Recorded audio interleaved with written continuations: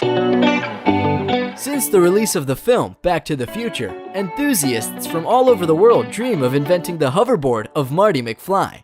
Today we will talk about the most famous flying devices, from hoverboards, powerful jetpacks, and tricopters, to large personal inventions that you can turn into a superhero for a few moments. Thank you for watching.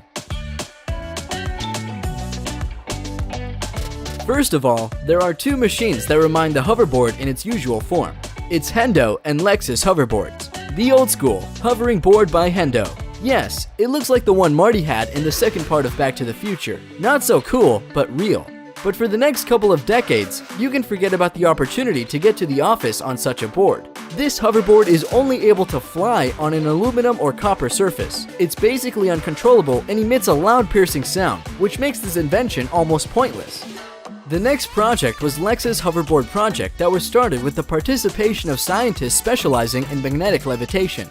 It is this technology that formed the basis for the hoverboard. Earth's gravity is overcome by cooling the superconductors to negative 197 degrees Celsius. Cooled superconductors cause the skateboard to repel from the special magnetic covering in the skate park. 656 feet of special coating, where experts have installed hundreds of small magnets under the cement and wood skate park to make the dream of Marty's hoverboard real.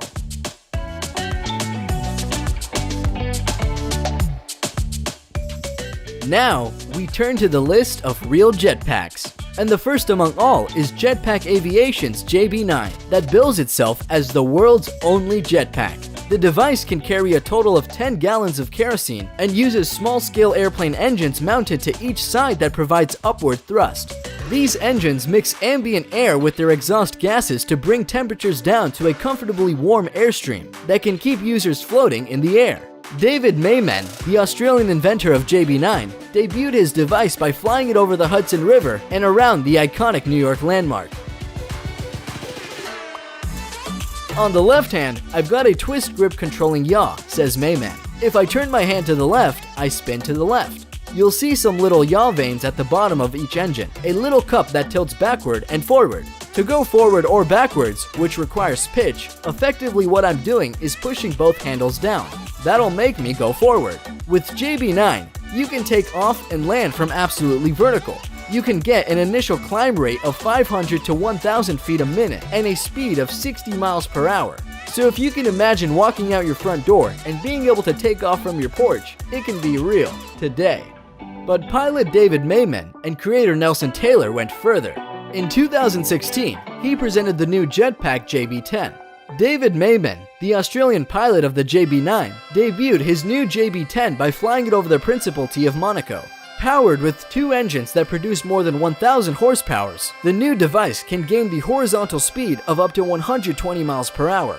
JB10 can stay airborne for 15 to 20 minutes and reach altitudes of over 10,000 feet. Unbelievable for a device of the future. Unsurprisingly, all this gyroscopically balanced truck-sized vector thruster technology isn't cheap.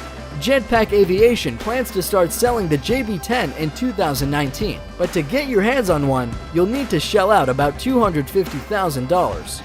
Amazing real-life Iron Man suit that actually flies. Meet Richard M. Browning, the ex-soldier who's created an amazing working jetpack. What's it like to fly in a real-life Iron Man suit? According to the inventor of this incredible working prototype, it's like riding a bicycle in 3 dimensions. 38-year-old Browning has developed the suit in his garage in Salisbury over the past 10 months. Propulsion comes from 6 miniature jet engines, similar to those used in jet-powered model airplanes, which are mounted on the arms and the lower back. The suit can fly in most locations, Richard says. Despite being capable of flying at several hundred miles per hour and at thousands of feet, Browning is currently exercising a bit of restraint. Besides, flying like Tony Stark is not as simple as just strapping yourself in and jetting off. The suit requires an enormous amount of physical effort to control. Even for Browning, a dedicated triathlete, in order to fly, he must follow a strenuous workout regime. In a typical week's training, he cycles over 150 kilometers. He also runs 40 kilometers every Saturday morning, so it's really hard to be an Ironman. Jetpack by Ives Rossi. Ives, otherwise referred to as Jetman, is known to the world thanks to his flight on the reactive knapsack wing of his own invention. On May 7, 2011, Rossi reportedly flew over the Grand Canyon in Arizona. In October 2015, Ives and Vince Refit, wearing jetpacks, deployed from a helicopter flying at 5,500 feet and flew in a choreographed demonstration with an Emirates Airbus A380, cruising at an altitude of 4,000 feet over Dubai, reaching the top speed of the 304 kilometers per hour, about 189 breathtaking miles per hour. For landing, he uses a parachute. Ives Rossi made many flights on his wings, including flying over the English Channel, over the Swiss Alps in the ranks with 2 Swiss Air Force fighters. Unbelievable jet man. Flyboard Air, a new word in the world of jetpacks and hoverboards. Frenchman Frankie Zapata is well known as the inventor of the completely new extreme sport, flyboard. Yes, Frankie Zapata invented and patented these unusual flying things on water thrust.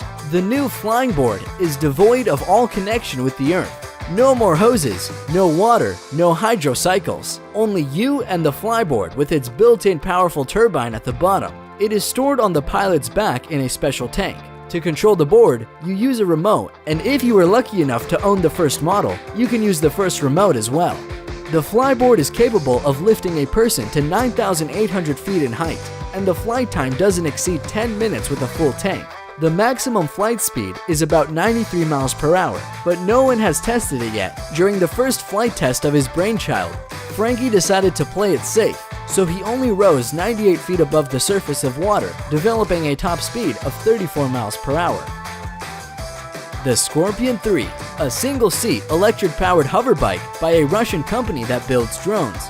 Footage uploaded to YouTube of the inaugural flight is on track to break 1 million views. It shows a tester wearing a motorcycle helmet to guide the hoverboard through the air inside a factory. Though, don't expect a motorcycle's license or even a pilot's license to authorize you to ride one of these things. The only thing that would, in my opinion, is a willingness to have your legs amputated in the name of extreme sports. Flyke, personal tricopter of the future. The project started in the summer of 2014 at an applied research institute in the country. It is a coaxial Y6 layout tricopter, which means that the lift is generated by 6 rotors, grouped in counter-rotating pairs of 3 axes that are positioned uniformly around a circle. On the manned flight, the Flyke concept demonstrator had a takeoff weight of 210 kilograms, and this video shows how Flyke will look like in the near future. Flying Kitty Hawk machine itself doesn't look so much like a flying car as it does a majestic giant drone, upon which our Silicon Valley superiors can soar over our heads like modern-day knights on their geeky steeds.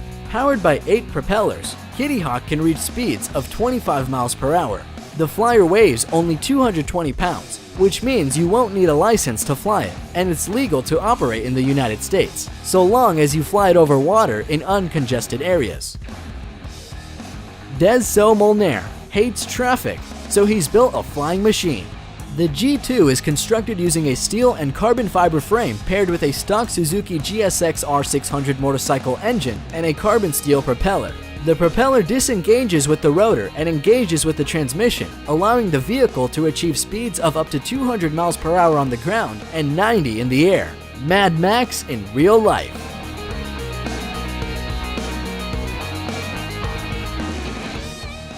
Arca Board. Inspired by the same film, developers constantly propose new ways of construction flying gadgets. Unlike its predecessors, the Arca Board is able to soar above any unruffled surface. Actually, it has a weird appearance. Arca Board looks like a concrete slab. Arca Corporation deals with development and production of space rockets, so the basis for creating Flying Board is the energy created by the motors.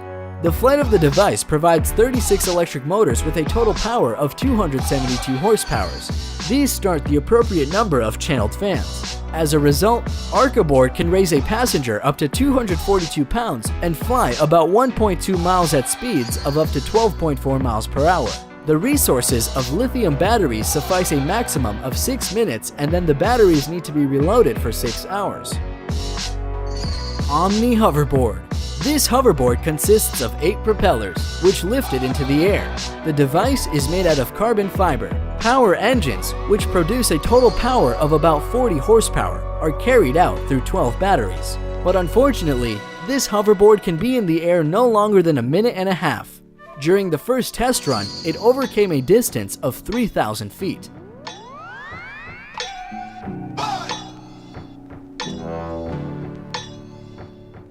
Flying Bike by Colin Furze. A levitating bike that does not fly as low as some previous models, but this design is worth the attention.